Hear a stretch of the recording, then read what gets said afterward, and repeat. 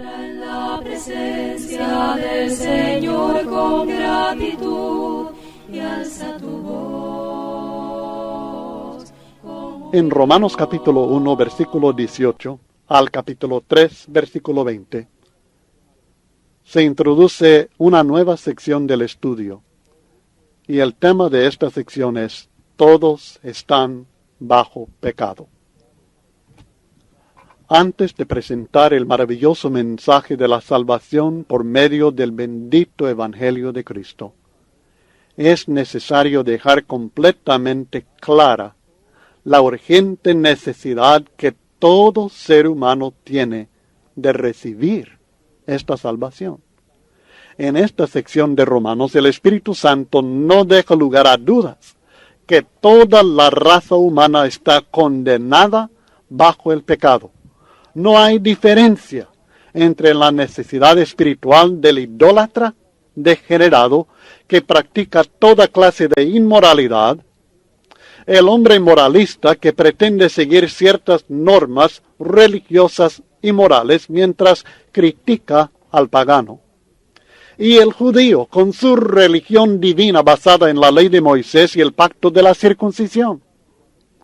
Siempre les digo a las personas cuando estoy enseñando esta sección de Romanos que no quiero que se desanimen, no quiero que se deprimen mientras estudiamos esto, porque son casi 3 capítulos en los cuales el apóstol Pablo enseña una y otra vez desde un punto de vista, desde otro punto de vista, desde un tercer punto de vista, el hecho de que el hombre está condenado sin esperanza bajo la ira de Dios.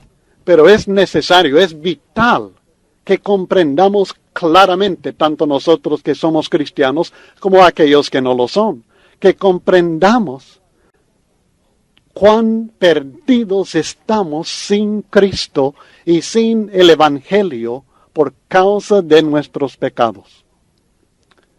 El idólatra que presenta Pablo pensaba poder eliminar a Dios de su vida sencillamente porque no lo quería tomar en cuenta, así como muchas personas hoy día piensan sencillamente no pensar en Dios, no tomarlo en cuenta, y así no tienen problemas para con Dios. El moralista pensaba lograr el favor de Dios por compararse de manera favorable con el pagano degenerado. Estamos hablando de la persona que es reconocido por sus vecinos como un buen padre, un buen esposo, un buen obrero, un hombre honesto, un hombre digno de respeto, un hombre amable. Y cuando se compara con aquel pagano degenerado e inmoral, entonces se siente bien el moralista. El judío tradicionalista se imaginaba en mejores condiciones debido a su raza. Soy judío del pueblo de Dios. Tengo conocimiento de la ley de Dios. He sido circuncidado como Dios ordena, como parte del pacto de Dios con su pueblo. Todos estaban muy equivocados.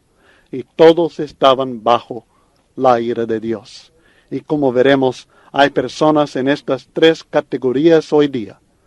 Personas que quieren eliminar a Dios de su mente, personas que piensan lograr el favor de Dios por medio de sus propias buenas obras, y personas religiosas que piensan que por ser activos en alguna religión y por creer en Dios y leer la Biblia o llevar la Biblia, que ellos se van a salvar, no sabiendo que están bajo la ira de Dios. Y esto será nuestro estudio en Romanos 1, 18 en adelante. Antes de entrar en detalle en nuestro estudio de Romanos capítulo 1, versículo 18 en adelante, creo que puede ser beneficioso para todos si nosotros presentamos un breve resumen de toda la carta a los romanos. Como acabamos de estudiar, el tema de la carta es el justo por la fe vivirá, presentado en Romanos capítulo 1, versículos 16 al 17. De modo que sabemos que en esta carta Dios nos va a presentar la manera en que Él justifica al ser humano. Y aprendemos que es en este medio, en esta manera en que Dios justifica al ser humano, se declara la justicia de Dios, que Dios es justo y al mismo tiempo puede justificar o declarar inocente al ser humano. También notamos que es por medio de la fe, la confianza en Dios, la confianza en Cristo, la confianza específicamente en el Evangelio de Cristo, que el ser humano puede ser declarado inocente a pesar de ser pecador. Pero antes de presentar esto de la justicia de Dios, nos presenta en la primera parte, en el capítulo 1, versículo 18 al capítulo 3, versículo 20, la injusticia del ser humano. El hecho de que el hombre está bajo pecado. Todos estamos bajo pecado. Y tenemos una gran necesidad de la justificación que solamente Dios nos puede dar por medio de Cristo Jesús. Y nos aclara que tanto el pagano, ingrato, degenerado, aquel que adora a los ídolos y que vive una vida de inmoralidad, como también el religioso moralista que juzga a estas personas, sea judío o sea gentil, que todos están bajo pecado. Habiendo establecido que el hombre necesita de la salvación, en la próxima sección, comenzando en el capítulo 3 y el versículo 21, hasta terminar el capítulo 3, nos presenta la provisión que Dios ha hecho para esta necesidad humana. La justicia de Dios se ha manifestado y presenta en esencia el hecho de que es en Cristo, en su sacrificio por nosotros y en nuestra fe que nosotros tenemos en este sacrificio de Cristo Jesús, que Dios nos puede justificar, que Dios nos puede salvar perdonando nuestros pecados. Luego en el capítulo 4 presenta una ilustración de la fe como el medio que Dios emplea para justificar al ser humano. Y utiliza a Abraham como el ejemplo que nosotros podemos ver siempre de ser justificado por la fe, no por las obras. Y David también, que recibió la salvación o el perdón de pecados no por sus obras, sino por su fe en Dios. Y esto nos sirve de ejemplo para nosotros, tanto del hecho que es por medio de la fe, como también para confirmar que no es por las obras, y al mismo tiempo nos señala la clase de fe que Dios está esperando ver en nosotros para podernos justificar. Luego, comenzando en el capítulo 5, empezamos a ver los resultados, los beneficios de la justificación o la justicia de Dios que es presentada al ser humano por medio de la fe. Y específicamente nos habla de la paz que nosotros tenemos para con Dios, porque tenemos entrada a la gracia de Dios por medio de la fe, por medio de la justificación que Dios nos da por medio de la fe. Y así nosotros podemos gloriarnos, sentir gozo en la esperanza de gozar de la gloria de Dios. Y aún en medio de las tribulaciones encontramos paz y gozo y nos gloriamos en Dios.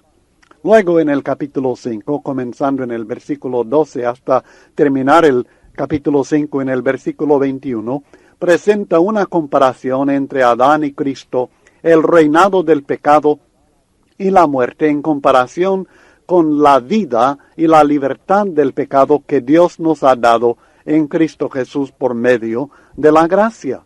En el capítulo 6 presenta el hecho de que estamos nosotros ahora libres del pecado. En el 7 que estamos libres de la ley.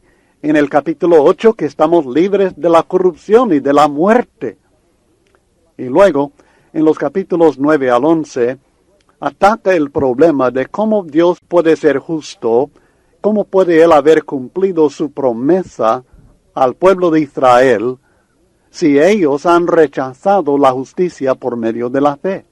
Si ellos no han aceptado el Evangelio y Dios dijo que iba a salvar a los de Israel, que iba a bendecir a Israel siempre, ¿cómo es que podemos explicar esto?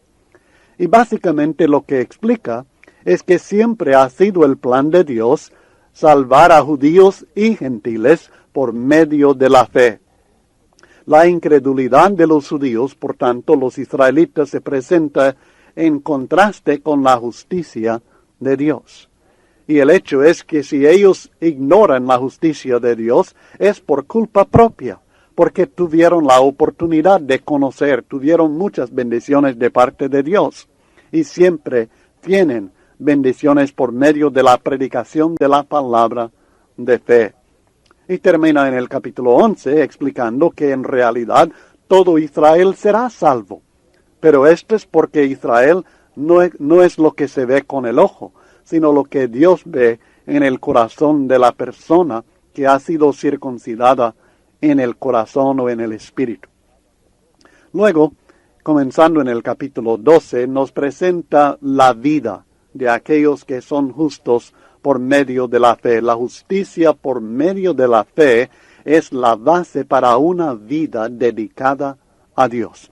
Y la presenta en varias relaciones, en relación a Dios, a nuestra función en la iglesia, en nuestra relación de amor fraternal con la familia de Dios, con relación a nuestros enemigos, cómo debemos vivir, en relación a las autoridades, al prójimo, a los hermanos débiles, en todas estas relaciones humanas, nos presenta cómo se manifiesta la vida de una persona que ha sido justificada por medio de la fe. Luego, en los últimos capítulos del 15-14 al terminar el capítulo 16, nos presenta la obra de Dios en su propio ministerio, en el ministerio de Pablo, que presenta para nosotros muchos ejemplos muy importantes y prácticos que estaremos considerando al llegar a esta sección. Espero que esto le ayude un poco a ver hacia dónde vamos nosotros en este estudio de Romanos. Con esto en mente, quiero volver a Romanos capítulo 1 y los versículos 18 al 32. El hecho es que el hombre nunca acudirá a Cristo hasta que comprenda que Él es nuestra única esperanza. El ser humano no se humillará ante el Señor hasta que reconozca que sus mejores esfuerzos siempre resultarán en la condenación eterna. Tal vez usted ha tenido la experiencia de querer presentar el Evangelio, el mensaje de salvación a un amigo o a un pariente, y ha descubierto que no tienen interés, no sienten la necesidad. Usted siente una gran urgencia para que ellos conozcan, crean y obedezcan el Evangelio, pero ellos es como que no les interesa. Y decimos que tienen el corazón endurecido a veces. El hecho es que el hombre no apreciará la maravilla de la cruz hasta que entienda que no hay otra fuerza en todo el universo que nos pueda salvar. No recibirá ansioso la gracia hasta que sepa que ninguna ley humana o divina le podrá librar de la ira de Dios. Estoy convencido que mucho del desinterés que hay en la predicación del Evangelio, en escuchar este mensaje, se debe a que el hombre no ve la importancia porque no ha comprendido su condición de condenación. No ha comprendido la ira de Dios. No ha comprendido que solamente Cristo lo puede salvar. Así que en contraste con la justicia de Dios, por fe y para fe, tenemos nosotros en esta sección del estudio la injusticia del hombre, condenada bajo la ira de Dios. Y también la justicia por la ley que condena al hombre también bajo la ira de Dios. Pero primeramente nos presenta la ira de Dios contra la impiedad y la injusticia del ser humano. Un resumen de esta sección. Nos presenta la ira de Dios contra dos cosas: la impiedad, o sea que el adorar mal, y la injusticia, el vivir mal. Y tanto dice que el adorar mal como el vivir mal es inexcusable, porque Dios ha revelado su eterno poder y su deidad, su naturaleza divina. Dios lo ha revelado ya a todo ser humano por medio de la creación. No hay manera de que el hombre pueda tener excusa. está condenado bajo la ira de Dios por vivir mal y por adorar mal, y no tiene excusa. Aunque nunca haya escuchado la predicación del Evangelio, no tiene excusa por vivir mal y por adorar mal. Y esto lo estaremos considerando más adelante en detalle.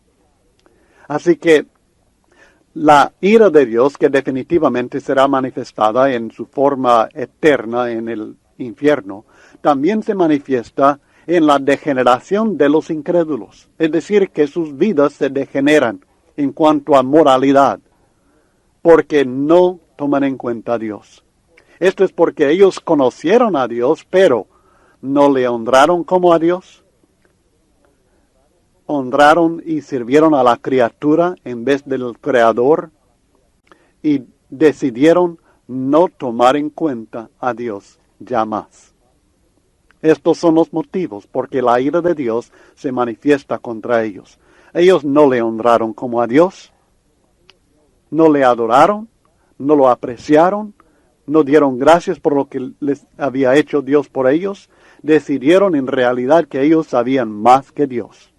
Por tanto, su corazón fue entenebrecido. Y ellos reemplazaron la gloria de Dios con una imagen incorruptible. Por tanto, Dios los entregó a la lascivia, a sus propios deseos. Y como consecuencia, ellos deshonraron sus propios cuerpos. Ellos adoraron, honraron y sirvieron a la criatura en vez del Creador. Pero para hacer esto, primeramente, cambiaron, sustituyeron por la verdad la mentira. Por tanto, Dios también les entregó a pasiones vergonzosas, para que ellas hicieran cosas que de veras no convienen. Y ya que ellos no quisieron tomar en cuenta a Dios, no quisieron a Dios en sus vidas ya más, Dios los entregó a una mente degenerada, una mente entenebrecida. Y con esta mente empezaron a hacer cosas que no son dignas, cosas que no convienen, cosas destructivas para su propia vida y para las de otras personas. Después de este breve resumen, podemos entrar ahora en nuestro estudio de Romanos 1, 18 al 32, que presentan el tema: el idólatra ingrato degenerado está bajo la ira de Dios. Ahora comenzamos nuestra lectura en Romanos 1, 18. Estamos leyendo en Romanos 1, 18. Porque la ira de Dios se revela desde el cielo contra toda impiedad e injusticia de los hombres que detienen con injusticia la verdad. Porque lo que de Dios se conoce les es manifiesto, pues Dios se lo manifestó. Nota que la primera palabra en este texto es nuevamente ¿por qué? Espero que note la relación con los versículos 16 y 17, porque estamos viendo la importancia de la revelación de la justicia de Dios. Dice Pablo en el 16, no me avergüenzo del Evangelio. ¿Por qué? Bueno, porque es poder de Dios para salvación a todo aquel que cree. Y la pregunta siguiente es, ¿cómo es esto? La respuesta, porque en el Evangelio la justicia de Dios se revela por fe y para fe. Bueno, ¿y por qué es tan necesario esto? La respuesta está en el 18. Porque la ira de Dios se revela desde el cielo contra toda impiedad e injusticia de los hombres que detienen con injusticia la verdad. Notará una semejanza. La justicia de Dios se revela en el versículo 17. Y la ira de Dios se revela en el versículo 18. Dios revela su plan para justificar al pecador, porque ya había revelado su ira contra el pecador. Es importante tomar en cuenta que la ira de Dios es un aspecto muy importante del carácter divino. Es algo que nosotros tenemos que aceptar. Esta es parte de la verdad, que hay ira de Dios, pero que la ira de Dios no es igual a la ira pecaminosa del ser humano. ¿De qué maneras? Tal vez ustedes pueden discutir o pensar en en sus propias mentes, su propio conocimiento de la palabra de Dios. ¿De qué manera será diferente la ira de Dios de la ira del hombre? Sugiero 5 diferencias. Primeramente, Dios no pierde el control, o sea, el dominio de sus emociones. Muchas veces cuando nosotros nos airamos, hemos perdido el control, hemos perdido el dominio propio. Nuestras emociones ahora nos están dominando en vez de nuestros razonamientos, nuestros pensamientos sanos. Segundo, Dios no guarda rencor. Dios expresa su ira de una manera correcta, pero no guarda rencor. Nosotros, cuando estamos enojados con una persona, guardamos rencor contra el individuo. Tercero, la ira de Dios no es una ira egoísta. Nosotros nos enojamos por razones egoístas. Dios no es así. Cuarto, la ira de Dios no se expresa con acepción de personas. Nosotros nos airamos con ciertas personas, mas no con otras que hacen lo mismo. Dios no es así. Y quinto, relacionado con lo mismo, Dios en su ira no es injusto. No hay injusticia en la ira de Dios. Esta ira, dice el texto, se revela desde el cielo. O sea que es algo que Dios mismo administra. Sabemos que la ira de Dios será revelada en el día final. Esto lo aprenderemos en el capítulo 2 y el versículo 5 de Romanos, que habla del día de la ira y de la revelación del justo juicio de Dios, hablando del día final, del día de juicio. Y no hay duda que estos hombres sufrirán la ira de Dios en aquel día de juicio. También sabemos que la ira de Dios se ha revelado en muchas ocasiones, a través de los siglos, contra diferentes naciones rebeldes, en especial contra naciones que persiguieron a su pueblo. Por ejemplo, tenemos la profecía de la ira de Dios contra Roma, en Apocalipsis capítulo 16, copas de ira que se derraman sobre este pueblo perseguidor de su pueblo. Es uno de muchos ejemplos que encontramos en las Escrituras. Y también sabemos que a través de la historia, no revelado en las Escrituras, pero manifestado en la historia, esto ha sucedido muchas veces. Pero en este contexto, aquí en Romanos capítulo 1, me parece que se refiere más a individuos, no naciones. Y se refiere a lo que sucede durante la vida terrenal de estas personas. Hombres impíos e injustos, que se oponen a la verdad de Dios por medio de la injusticia, sufren las consecuencias de sus pecados, no el pago, no el castigo por sus pecados, por la ira de Dios. El impacto de la ira divina contra estas personas se aclara más en los siguientes textos 24 al 32 y se resume en las palabras: Dios los entregó. Y estaremos estudiando enseguida lo que significa que Dios los entregó como consecuencia de su ira contra toda impiedad e injusticia de los hombres. El Evangelio es el poder de Dios que resulta en la salvación. La ira es el poder de Dios que resulta en la destrucción, o sea, la condenación. El ser humano debe entender que él tiene que escoger entre la gracia de Dios por medio del Evangelio y la ira de Dios por causa de nuestros pecados. Porque esta ira es una expresión del carácter santo de Dios y se revela contra dos cosas: toda impiedad y toda injusticia de los hombres. La impiedad significa literalmente no adorar. La impiedad es básicamente no adorar, adorar mal. Hay varios textos en el Nuevo Testamento que usan la forma positiva, es decir, sin la a del griego, sin la no, de esta palabra, sebomai, y se traduce honrar o adorar. Otros textos usan la misma palabra y traducen piedad. La palabra traducida, piedad, en el Nuevo Testamento, es literalmente adorar bien, buena adoración. Para tener un concepto bíblico de la impiedad, sugiero que usted estudie con cuidado los otros textos que usan esta palabra asevea y encontrará la lista de los textos en el estudio impreso. También vale la pena estudiar los textos que usan otras palabras de la misma raíz y encontrará esta información también en el estudio impreso. Espero que tome el tiempo, hermanos, de estudiar palabras.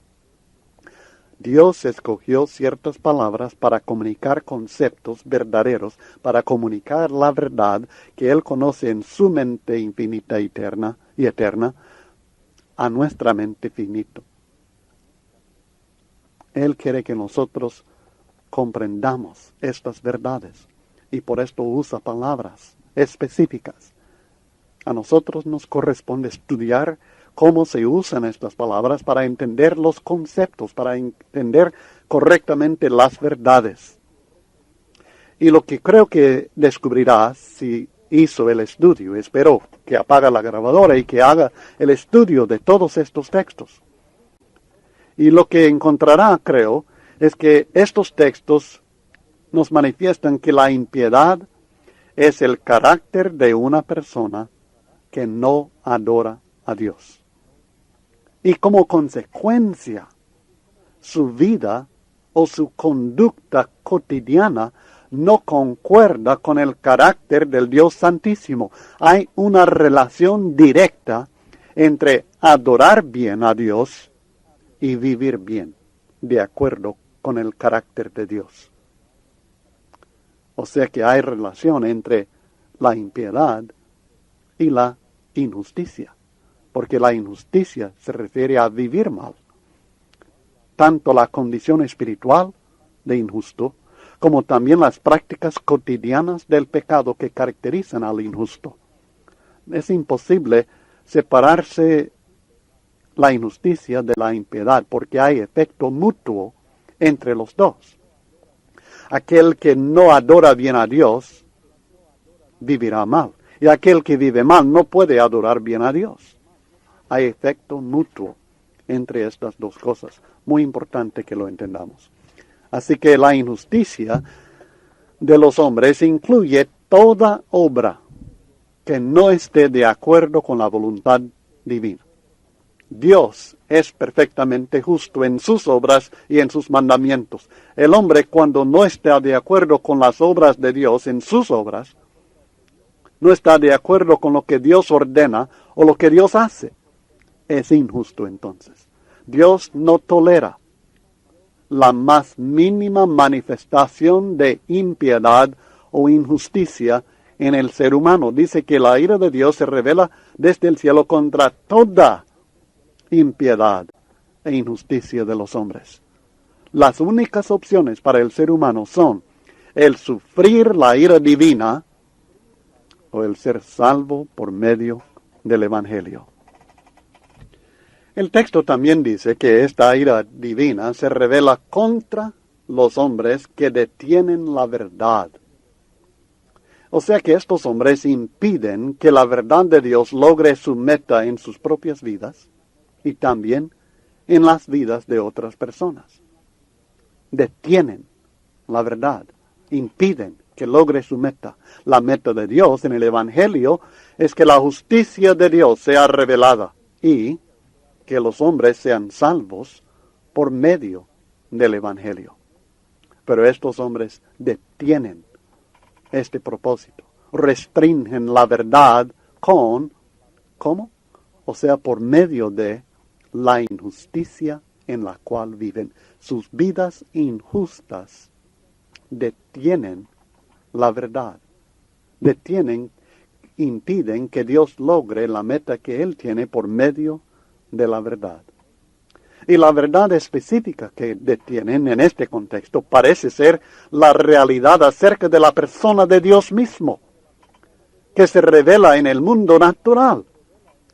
Pero hay que tomar en cuenta que la persona que rechaza y detiene esta verdad fundamental, es decir, que Dios es y que es creador, también se opone a la verdad revelada en el Evangelio de Cristo, que Él es Dios y que dio su vida por nosotros y que resucitó al tercer día. Así que en realidad esta persona es enemigo de toda verdad divina. La ira de Dios es un concepto difícil para muchas personas. Ignoran por completo, muchos individuos ignoran por completo el concepto bíblico de la ira de Dios. Dios es amor. Es cierto, la Biblia lo dice en 1 Juan 4:16.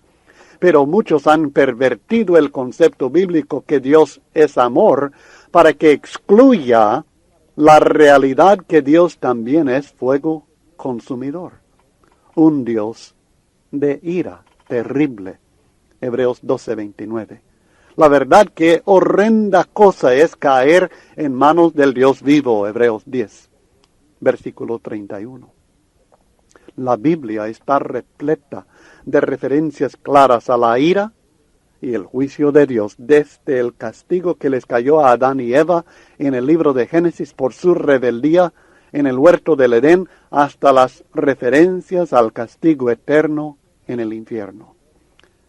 El diluvio en el tiempo de Noé, la destrucción de Sodoma y Gomorra, la generación de judíos que murieron en el desierto, la muerte de Ananías y Zafira, y literalmente decenas de otros ejemplos bíblicos en ambos testamentos revelan claramente la ira de Dios contra la rebeldía del ser humano. Es imposible en realidad apreciar debidamente el gran amor de Dios manifestado en el Evangelio sin reconocer primero su tremenda ira contra todo pecado. Es imposible comprender la magnitud de la bendición de la salvación sin saber que mediante esta salvación evitamos la insoportable ira del Creador. Sí, Dios es amor, pero amor no es todo el carácter de Dios. Es como si dijéramos, Dios es paciente. Sí, Dios es paciente. Dios es amor, Dios es santo también. Es amor y también es santo. Entonces, ¿qué significa? ¿Hay contradicción? No, sino que el amor y la santidad de Dios se complementan, se unen a formar parte del carácter de Dios. La ira también es parte de este carácter divino. Dios es justo, Dios es santo, Dios es amor, Dios es ira, es fuego consumidor. Dios es todas estas cosas y mucho más. Dios es todopoderoso, Dios es tierno. Ven, el carácter de Dios no es una palabra. El carácter de Dios está muy complejo y Él nos revela su persona en la Biblia. No debemos limitar el carácter de Dios a un concepto solamente, sino a aceptar toda la verdad que la Biblia nos presenta acerca de nuestro Creador, nuestro Dios, nuestro Rey, nuestro Salvador, nuestro Juez, todo lo que es Dios.